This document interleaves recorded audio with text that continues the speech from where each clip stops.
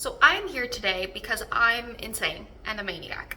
I watched Twisters a few days ago and I am obsessed. Fun fact about me, movies about twisters, about sharks, and about mummies, like 9 times out of 10 I will love them. I don't know, there's just something about them. They really just like, I don't know, I really love movies about those 3 things. And so Twisters is obviously about twisters, and it's the one with Daisy Edgar Jones and Glenn Powell, just for reference. It's not the original one, it's like the reboot. And I am obsessed, okay? It was so good.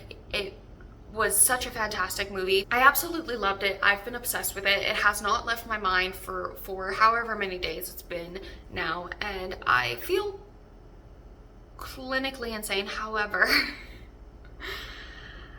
I need to do something about it. So TikTok came in clutch and said, hey, if you really like twisters, read these cowboy romances. And I was like, cowboy romances? I have 2 on my TBR.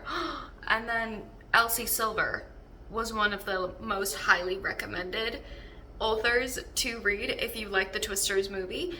And so I will be reading Powerless by Elsie. Am I terrified? Yes. Why? Because this is my first ever Elsie book. Everyone and their grandmothers love her. I've never read her before. At this point, Done and Dusted is still the only cowboy romance I've ever read. I'm very new to this subgenre of contemporary romance, and then also she's thick. Her books are very thick, and that scares me because, as we all know, I don't do thick romance books. I really struggle with it, but I want to give her a chance, so I'm gonna read Flawless, and I need to do something because there's not a Twisters book that I can go read, so I have to just settle for a cowboy romance. Speaking of which, if by the end of 2025 there's not a storm-chasing rom-com that's written, I will be writing it myself. I swear. I will be writing it myself. I do not care. But yeah, so I will be reading Flawless by Elsie Silver. I hope I have a good time. I hope I have a fun time. I do need a lighthearted read right now, and I don't know, I'm obsessed. I really just, I need to go watch the movie again. I really just need to see it again. It was phenomenal. If you haven't watched it yet, really go. It's so good. I gave it 5 stars. It was truly amazing. So yeah, go watch it, I guess. I don't know. And stick around, see if I like Elsie Silver books. New things, exciting things. I don't know. I'm excited. I'm nervous. We'll see.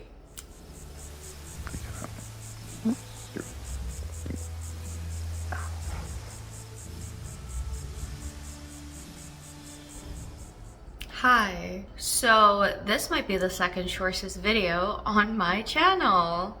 Sorry about that. I ended up DNFing Flawless at 39%. Before anybody gets mad at me, I'm obsessed about it too, because I was really going into this wanting to like it and wanting to click with her work, and I just didn't. I really didn't. I don't think it helped that I did read like the first 20-ish% while I was traveling, so it was like 5 minutes here and there when I got a break between like hanging out with family, and I can't really read on planes because I get motion sickness pretty easily. I've never read on a plane and I've never tried to, so maybe if I read it under different circumstances I would have liked it, and I definitely do think that I will try to give this book another go. However, where I stand right now, I don't really like it.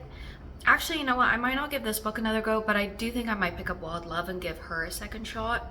But let me get into why I didn't like it, because I think that like will explain, maybe someone will guess it. I don't know.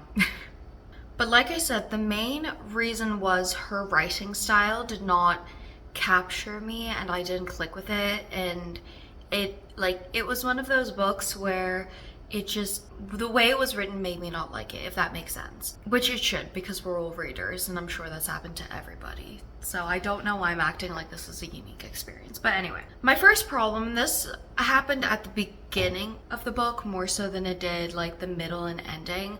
But it started me off on the wrong foot with her, and that was the fact that she used a lot of dialogue at the beginning without even introducing the characters. So I think it's in chapter 3. The main girl calls her best friend, and there's like 4 pieces of dialogue. You have no idea who's saying what.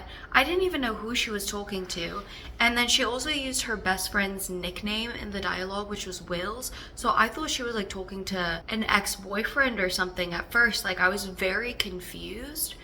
And that happened quite often at the beginning, where it was dialogue and the characters hadn't been introduced in terms of like who's speaking the dialogue.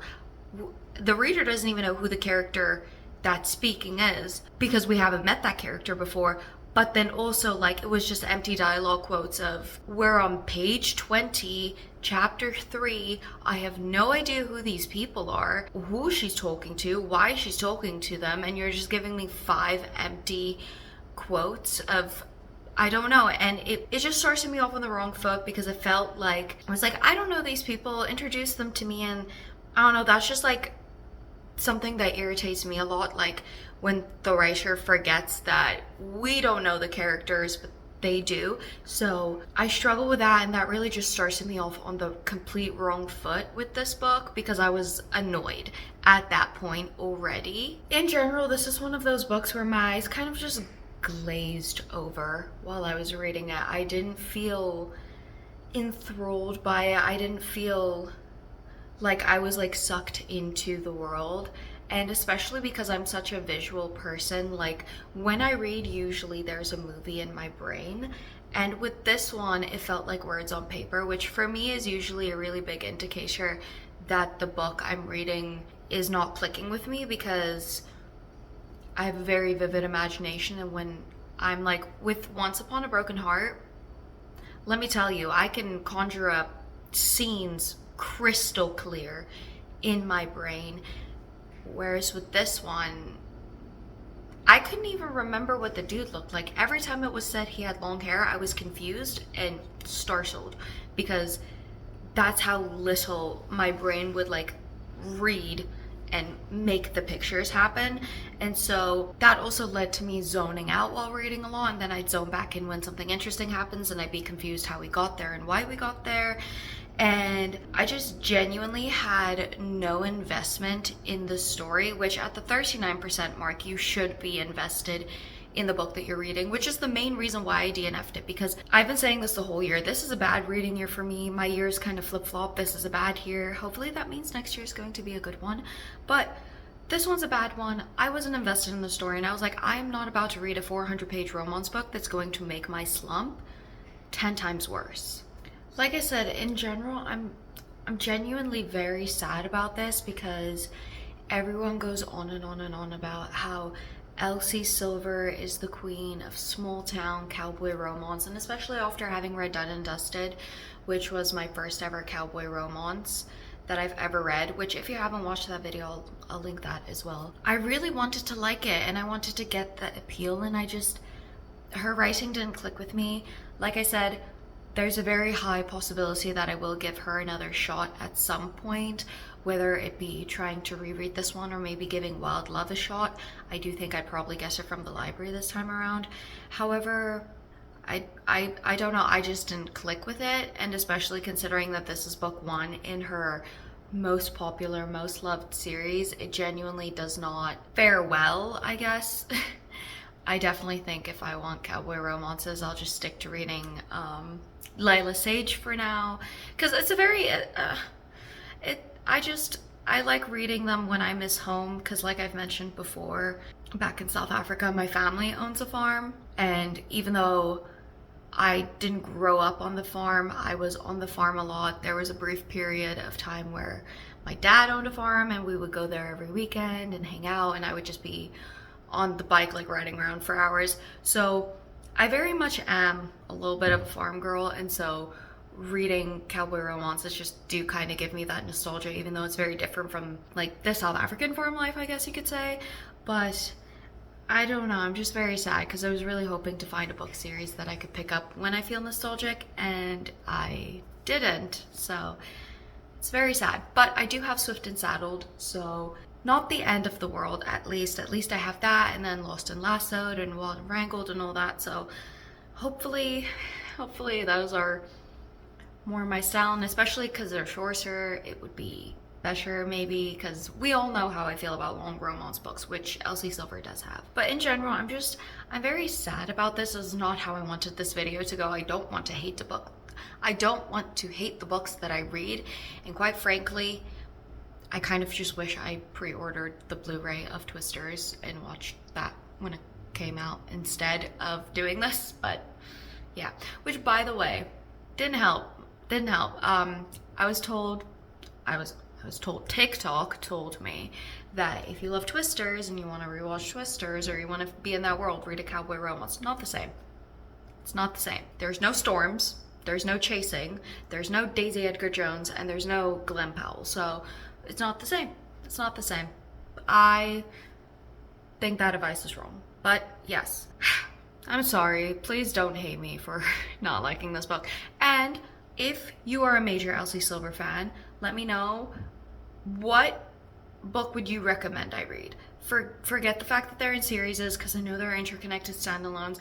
If I chose to reread one of her books and give her another shot, what book would you recommend me read? If you like me or my videos, I'd really appreciate a like, a comment, and subscribe if you feel like it. I hope you have a wonderful day.